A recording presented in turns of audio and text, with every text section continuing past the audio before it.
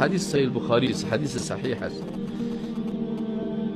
ان الله یدنی المؤمن، اینجا الله میگه که الله نزدیک میشه به بنده مؤمن خود. چه قسم نزدیک میشه؟ به مو قسمی که به جلال و عظمت الله شایسته است. کیفیتش نمیفهمه، سر کیفیتش بحث نمیکنه، مربوط غیب است. الله نزدیک میشه به بنده مؤمن خود، فیدع علیه کنفه، یعنی بنده خدا سبحان الله کنف، ما و شما الله را با مخلوق تشبیه نمی کنیم، مثل که میگه بنده خدا به مقسم به جلال و عظمتش شایسته هست، میگه بنده خدا در آغوش خود میگیره، بنده موحد و یکتا پرست. و یستره، و ایره می پوشانه، امرایش خلوت میکنه الله سبحان الله. فیقولو، برش میگه الله برازی بنده خود میگه اتعرف ذنب کذا، اینی گناه را فلانی وقت فلانی منطقه کردی، فلانی منطقه کردی دغه گناه وکړه، په یاد دیده؟ اتعرف ذنب کذا، آیا اینی گناهی که فلان وقت کردی به یادت است؟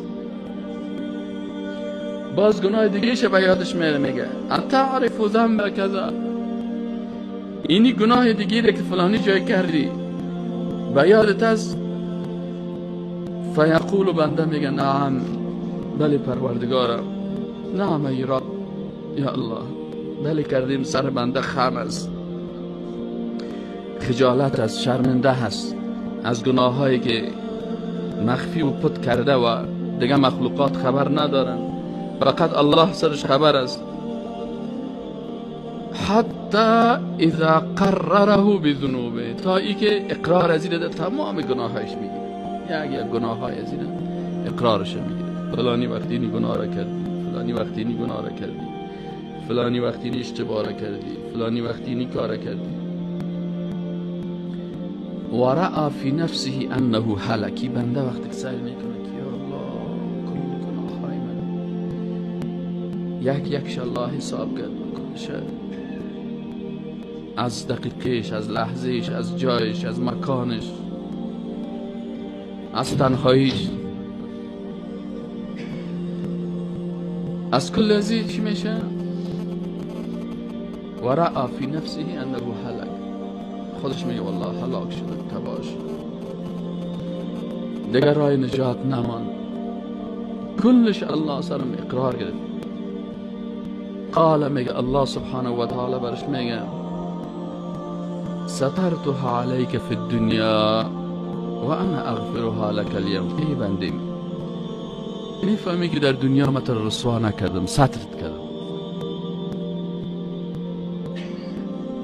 کل گناههای تو را من میفهمیدم که در فلانی اتاق متر آمدی، در فلانی جای داخل میشدی و گناه میکردی و ما در اموجه میتانستم تو را رسوا کنم. سترتها علیک فی الدنیا، تو را در دنیا چی کردم؟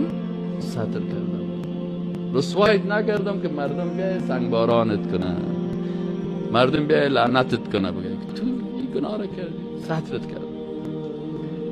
و انا اغفرها لک اليوم، و امروز هم برات مغفرت میکنم، امروز برو، در دنیا سترت کردم، حالا میبخشم، حالا برات چی میکنم؟ سترت میکنم، کس خبر نمیذارم. فیعطا کتاب حسناته، الله غفور، الله رحمان، الله رحیم، الله متعال ببرکت ماه مبارک گذار.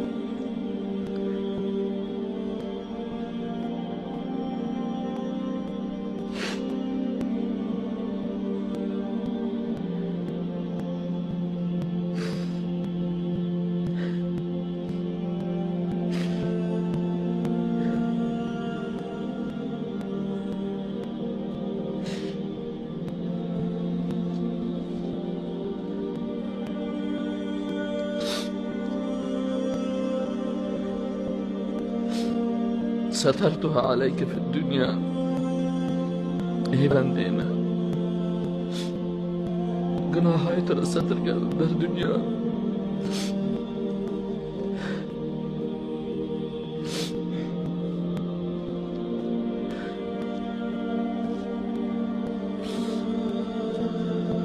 به مخلوقات رسوایت نکردم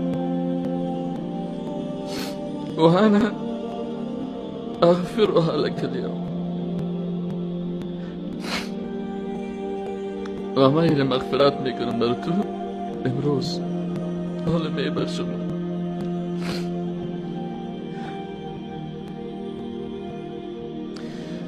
فیعطا کتاب حسناته،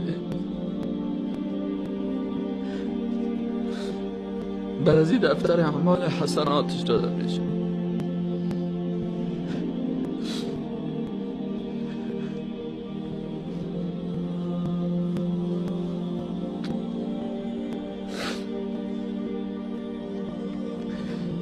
و اما الکافر، و اما کافران و المنافقون، و کسایی که منافق هستند، ظاهرشان یک قسم است و باطنشان دیگر قسم است، با الله راست نیستند،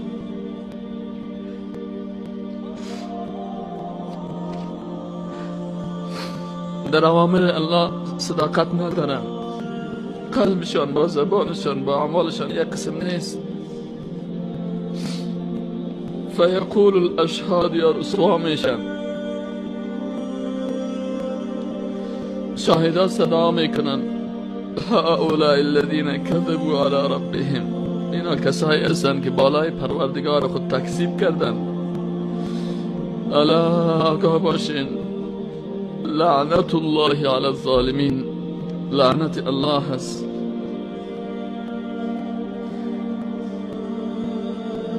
لعنت الله هست بر ظالمان، کسایی که سر نفس خود ظلم کردن، عقیده خود جور نکردن، ایمان خود جور نکردن، موالات و معادات با الله جور نکردن، حق بر مردم باطل گفتن،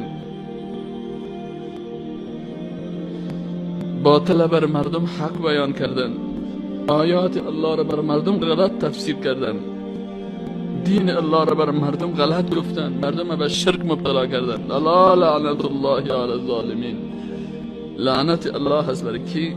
بالای ظالمان. و این گونه الله سبحانه و تعالی از او و گناهانش اعتراف میگیرد و بنده مومن خود را در معرض هلاک میبیند. آنگاه الله میفرماید در دنیا گناهانت را پوشانیدم، امروز نیز آنها را میپوشانم و مورد مغفرت خود قرار میدهم.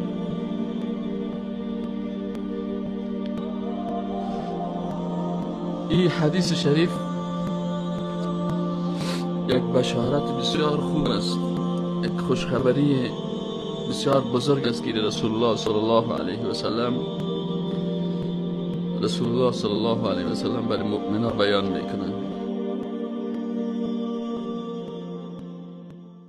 به خاطر که نوارهای ما زودتر در شبکه یوتیوب پخش شود، به شبکه ما آبونه شدن را خالصانه فراموش نکنید.